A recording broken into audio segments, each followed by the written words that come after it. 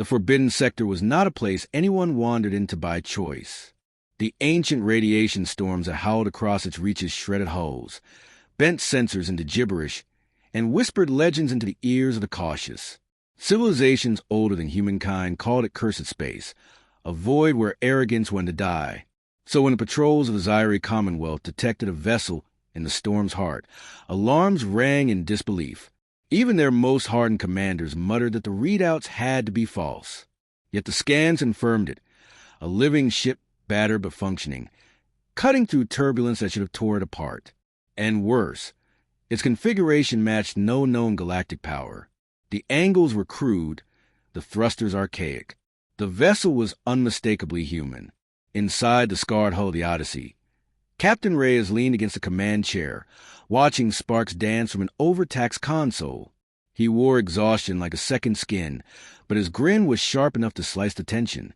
"Well," he said, voice steady despite the groaning bulkheads. "Congratulations, crew. We've officially broken a record for the dumbest vacation spot humanity has ever stumbled into." Jinx O'Malley, crouched beneath a flickering panel with a wrench between his teeth, spat out the tool. "Speak for yourself, Cap. I've been to worse. Remember that asteroid barge full of ferrocats?" "That," Reyes replied, "wasn't trying to collapse our atoms into soup." Dr. Kian Patel, sleeves rolled up and datapad in hand, didn't look up from the figures scrolling before him. His dark eyes flicked across the impossible readouts, each number another layer of disbelief. "Captain, by every calculation, we should already be atoms in soup. These radiation waves are fluctuating outside every model we've got. If the shields hold for another hour, it'll be by miracle, not engineering." "Then it's good you're here," Reyes said easily. "I've got faith in your miracles." Kian huffed, but his mouth twitched toward a smile. At the far console sat Ava Moreno, hands dancing across the navigation holos like she was painting with light rather than charting courses. She tilted her head as if listening to a rhythm only she could hear. "The storm isn't random," she murmured. "It feels patterned, like a symphony out of tune. If I can catch the melody, I can thread us through." Jinx peered up at her with disbelief. "We're not surfing sound waves here, dreamer. We're about 3 sparks away from spontaneous combustion." Ava ignored him, lips curving. "You'll see. Chaos still has its cadence." Reyes allowed her the indulgence. Ava's artistic instincts had saved them more than once. If she saw music in the storm, he'd let her chase the song.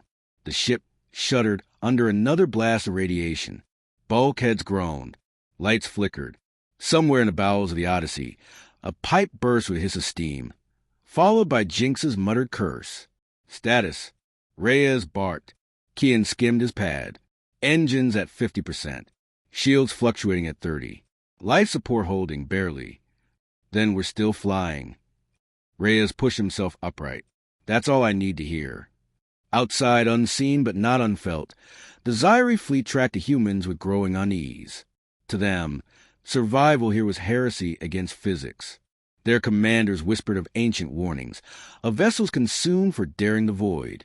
Yet the humans pressed on, held together by stubbornness, laughter, and what looked to alien eyes like reckless improvisation. "Impossible," one alien observer murmured as the feed displayed the Odyssey weaving through a surge of violent plasma. "They should be ash." Inside, the humans were too busy patching leaks to notice the incredulous audience. Jinx slammed the panel shut and stumbled to his feet. Grease streaked across his forehead. "Cap, you officially got yourself a flying coffin. I can't promise she'll hold if we sneeze too hard." "Then don't sneeze," Reyes said dryly. Ava laughed softly, then pointed to the NAV display. "Captain, I found a current. Look here. The storm has a rhythm, rising and falling like waves. If we angle the ship just right, we can ride it instead of fighting it." Kian frowned. "That's not science. That's poetry." "Maybe both," she replied. Reyes considered the dancing lines on her display. The logic was thin, the odds thinner. Yet he had seen stranger gambles pay off, and humanity's greatest talent was finding opportunity in disaster. He clapped his hands once. "All right, crew, we're going surfing." Jinx groaned, but took his post. Kian muttered about suicide by metaphor, yet his hands moved to recalibrate shields in time with Ava's instructions. The Odyssey lurched as thrusters fired, angling into the storm's maw. Plasma waves taller than mountains surge around them, cascading light across the viewport like a furious aurora. The ship shuddered, tossed like driftwood on ocean. Then, suddenly, the turbulence lessened. The Odyssey skimmed the curve of an energy wave, sliding with it instead of against it. For a heartbeat, the ride was almost smooth. Ava's eyes gleamed. "See," she whispered, "even storms have songs." Jinx gripped his console, knuckles white. If this is music, it's punk rock played with explosives. The crew laughed, tension breaking even as alarms wailed. The impossible maneuver worked. The Odyssey glided to the storm's heart on an improvised sail of willpower and intuition. Beyond, the watching aliens fell into stunned silence. Their commanders exchanged glances, each unwilling to voice what they all thought. This defied reason. Their most advanced ships would never dare such a path. Yet these humans, in their fragile relic of steel, had not only endured but danced. Inside, as the glow faded and the ship steadied, Reyes exhaled slowly. "Status." Kian checked his pad. Disbelief etched on his face. Shields holding.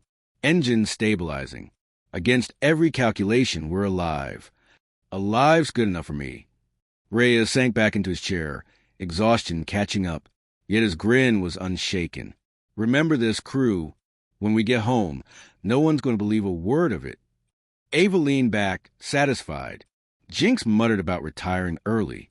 Kian still shook his head, muttering numbers that refused to add up. The storm outside rumbled, vast and endless, as if laughing with them. But far away, the alien commander spoke in hushed tones. "The humans should not exist here," one said. "If they can adapt to the forbidden sector, then the galaxy must be ready for them." And so the Odyssey flew deeper into the void, defying explanation with every battered breath.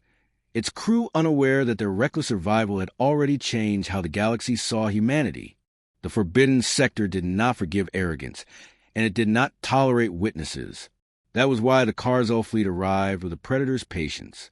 They had no need to chase the human vessel immediately. No ship had ever survived so long within the storm. The humans would either be crushed, or they would emerge broken and ready for capture. Either way, the prey would not last. Inside the Odyssey, no one was under any illusion of safety. The ship had stopped screaming at them for the moment, but silence was rarely a comfort.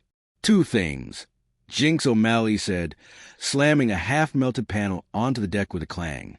"One, I just fixed the coolant pump with chewing gum and stubbornness. Two, if anyone tells me to relax, I'm going to throw them out an airlock." Captain Reyes raised a brow from his seat. "Noted. No relaxation orders.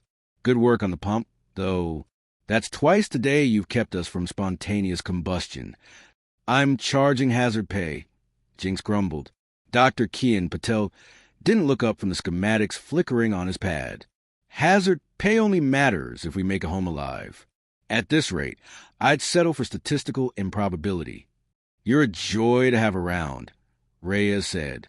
Ava Moreno, perched at the navigation console, hummed softly under her breath, fingers sketching new course lines across the display.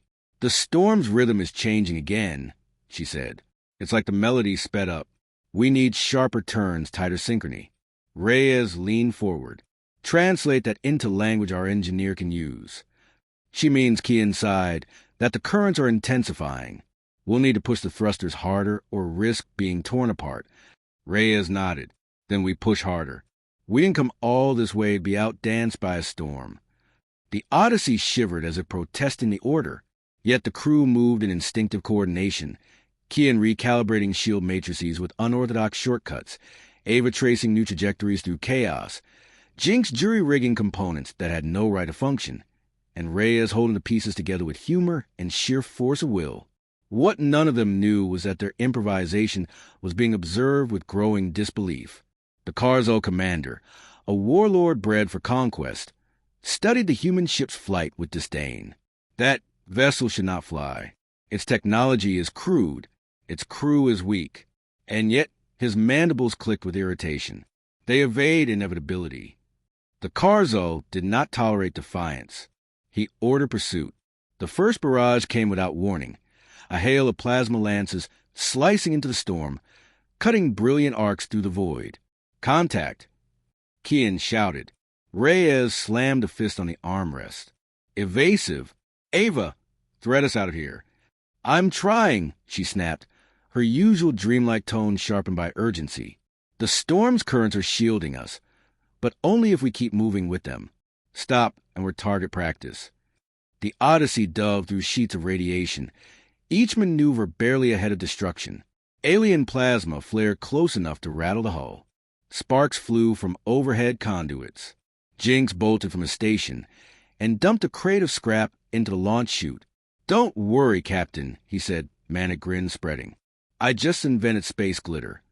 Chunks of metal and debris exploded outward, scattering like confetti across the storm. Enemy sensors went wild, painting dozens of false targets. The Carzo ships faltered, their precision dulled by chaos. Reyes barked a laugh. Jinx, remind me to never question your insanity again. That's the nicest thing you've ever said to me, Jinx replied, ducking as another console burst into smoke. The crew fought the storm and the enemy in tandem. Every second a gamble. Kian cursed under his breath, hands moving faster than thought, rewiring shield capacitors into thruster arrays. Ava leaned so close to her display it seemed she might fall into it, following patterns no machine could detect. Reyes held the line with commands sharp as steel, never allowing despair to take root. But the Odyssey was not built for war. One strike grazed the hull, spinning the ship sideways in a violent tumble. Metal screamed. The lights went black. For a heartbeat, the ship hung in silence. Report. Reyes shouted. Kian's voice was grim. Shields down. Engines failing. One more hit, and we're gone. Ava's hand hovered above her console. She was pale, but her eyes shone. There's one chance, she whispered, deeper into the storm. Jinx gawked at her. You're insane. That's suicide. Maybe. She didn't look at him. But the storm isn't trying to kill us. It's trying to test us. I can see a path. The waves line up like brushstrokes. If we ride them, we'll slip where the enemy can't follow. Kian stared at her. That's not physics. That's lunacy. It's survival. Reyes cut in. His voice was calm, steady, the voice of a leader who chose his crew over reason. Ava, take us in. Jinx, patch whatever you can. Kian, make the impossible work. They didn't argue. They obeyed. The Odyssey turned nose first into the storm's raging heart. Energy waves clawed at the hull, but Ava's hands guided them through like a conductor leading an orchestra. Kian fused alien logic with human recklessness, rerouting systems no sane engineer would touch. Jinx laughed like a madman, slamming makeshift repairs into place. Outside, the Carzo watched in disbelief. They dive into annihilation, the commander scoffed. Yet his voice lacked certainty. The humans vanished into the storm's deepest fury. For endless minutes, the Odyssey was tossed, battered, nearly torn apart. The crew clung to their stations, to each other, every heartbeat another defiance of inevitability. And then silence. The ship emerged into a pocket of eerie calm, the storm's roar muffled beyond. Systems flickered back online. The crew gasped, alive against all odds. Reyes leaned back, sweat streaking his brow. Status. Kian blinked at his pad, almost too stunned to speak. Engine stable. Hull integrity, barely holding. And shields, he shook his head. We should not be alive. But we are, Ava whispered, eyes wide with wonder. The storm opened a path. It led us through. Reyes allowed himself a breathless grin. Then let's follow it. Behind them, the Carzo ship circled the storm's edge, unwilling to enter. Their commander seethed. Impossible. No prey survives there. And yet, inside the pocket of calm, the Odyssey drifted toward the shadows of something vast, something broken and ancient. A graveyard Titanic wrecks loomed ahead, swallowed by the storm's embrace. Reyes stared at the view, his grin fading into awe. Well, crew, Looks like our vacation just got interesting. The storm had swallowed them whole, and now it revealed its prize. The Odyssey drifted into a hollow of silence where the radiation winds softened to a muted hum. Before them stretched a graveyard of impossible scale. Hulks of starships larger than cities tore apart and frozen in timeless stillness. Monolithic spires jutted from shattered hulls, their surfaces scarred with glyphs that shimmered faintly even after millennia. By every law of physics, Dr. Kian Patel said softly, none of this should still exist. He tapped at his pad, the numbers scrolling faster than his voice. Energy signatures, faint but active. These wrecks are older than recorded history, yet something is keeping them intact.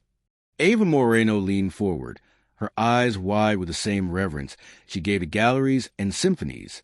They aren't wrecks, she murmured. They're monuments. Look, their alignment. They're not scattered randomly. They spiral like brushstrokes on a canvas. Brushstrokes.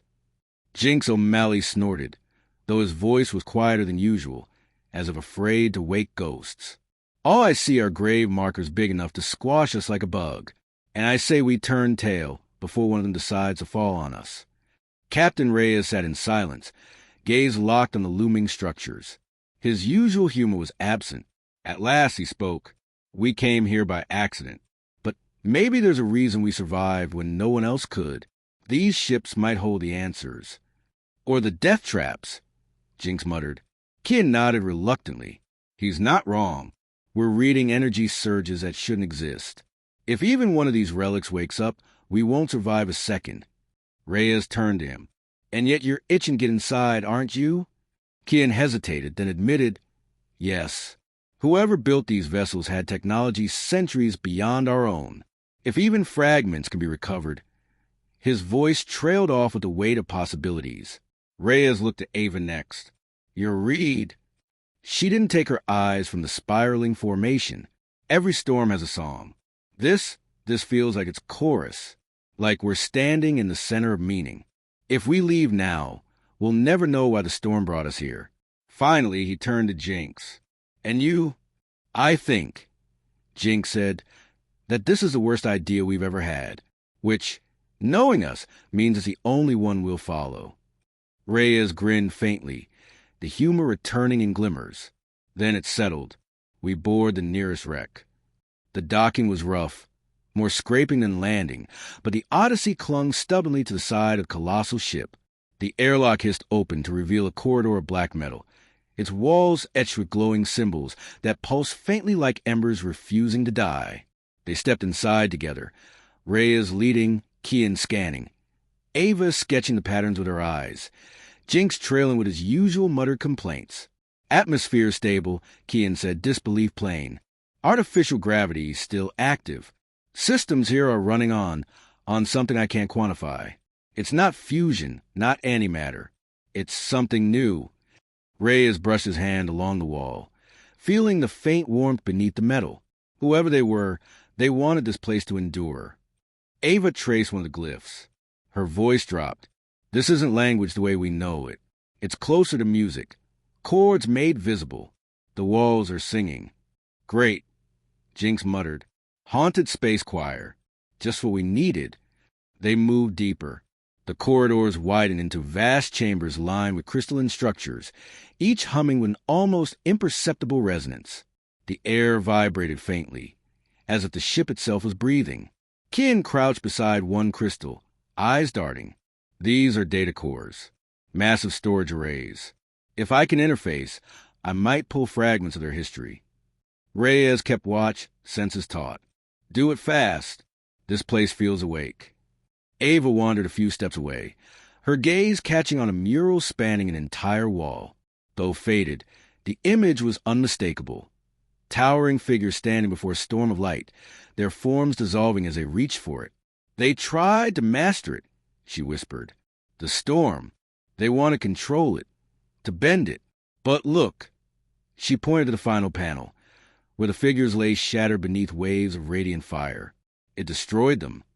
Kian, listening with half an ear, muttered, rigid minds. They built systems to resist change. But the storm's fluctuations grew faster, more complex. They couldn't adapt. Which, Reyes said quietly, is why no one else survives here, except us. Silence settled, heavy and undeniable. Humanity had endured where others had fallen, not because they were stronger or smarter, but because they bent instead of breaking. Jinx broke the tension with a nervous laugh. So what you're saying is, our specialty is making things up as we go along. Good to know the galaxy's deadliest storm appreciates improvisation. Kian's pad beeped, pulling his attention back. His face paled. Captain, I triggered something. The crystals flared, light rippling through them like lightning. The glyphs along the walls ignited in a chorus of luminous sound. The entire chamber thrummed as if awakening from slumber. Jinx. Rhea snapped. Please tell me you didn't touch anything. I swear this time it wasn't me. The floor vibrated under their boots. Energy surged through the walls, resonating in perfect harmony with the storm outside. Ava clutched her chest, eyes wide. It's a beacon. We've lit a signal.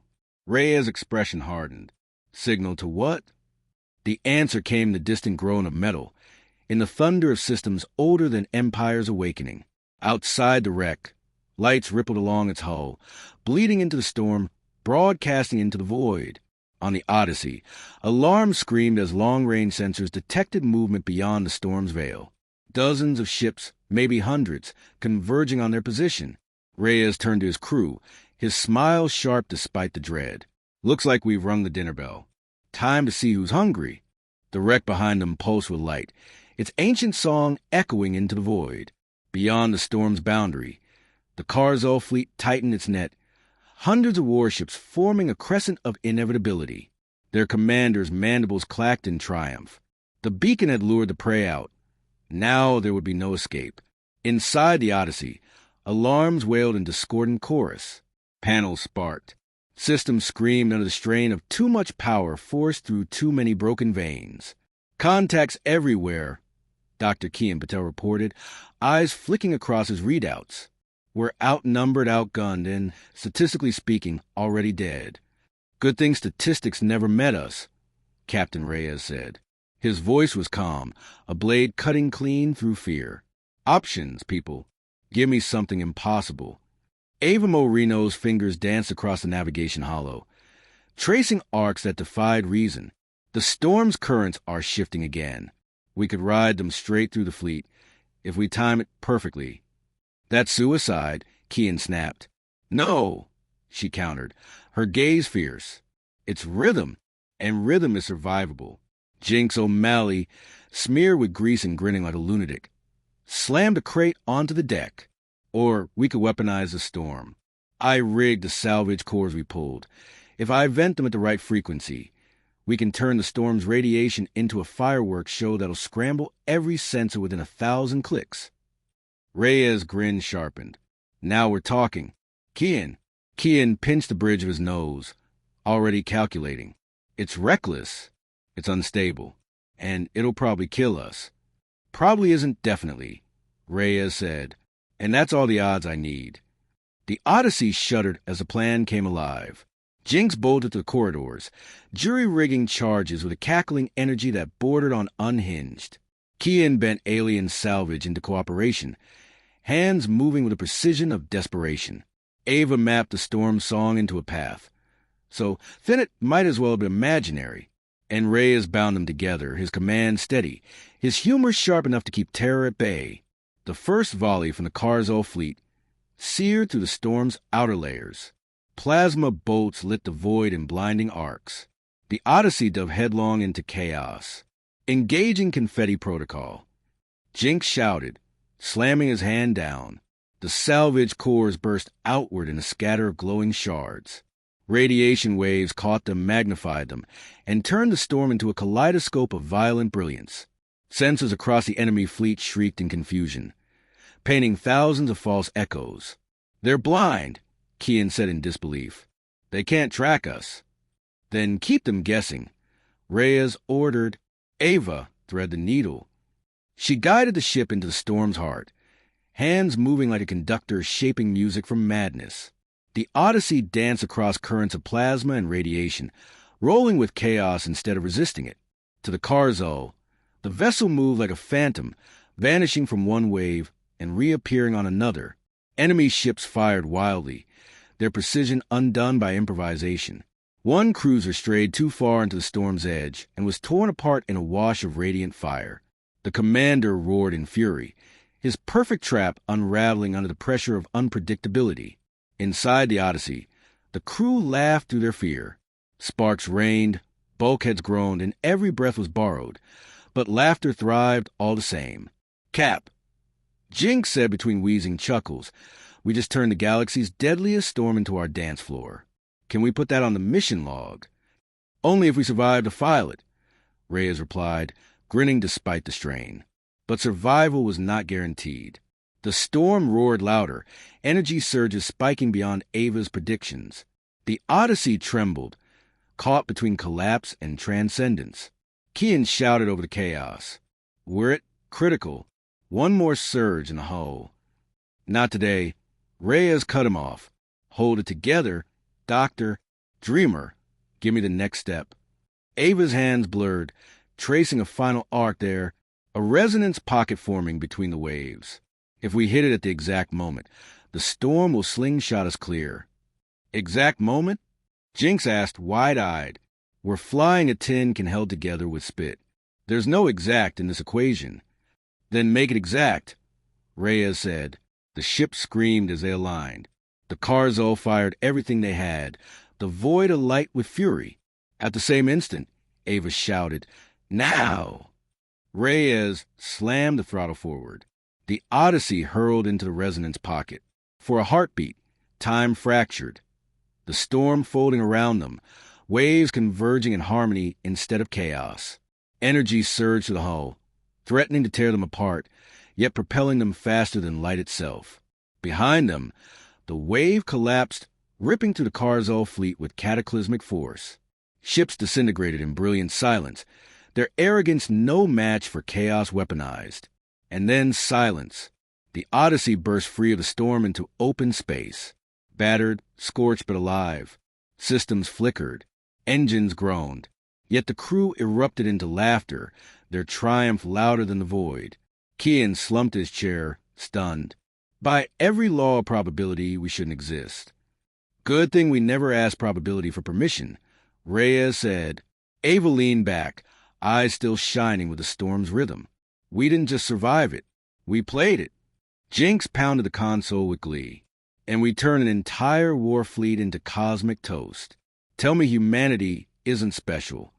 Reyes looked at them all. Leader, problem solver, dreamer, wild card, and let the pride settle in his chest. "We're not special because we're stronger," he said softly. "We're special because we refuse to break. We bend, we twist, we laugh in the face of the impossible. And that's what scares them." Far behind, the Rex beacon still pulsed, carrying news of the Defiance into the wider galaxy. Civilizations would hear, questions would rise, and the story of one battered human ship surviving the forbidden sector would spread like wildfire. Reyes settled back into his chair, a tired smile tugging at his lips. "Set a course away from here. The galaxy's watching now, and I'd hate to disappoint the audience." The Odyssey limped forward, scarred but unbroken, a testament to humanity's most dangerous gift, the ability to laugh at the abyss and make it blink first.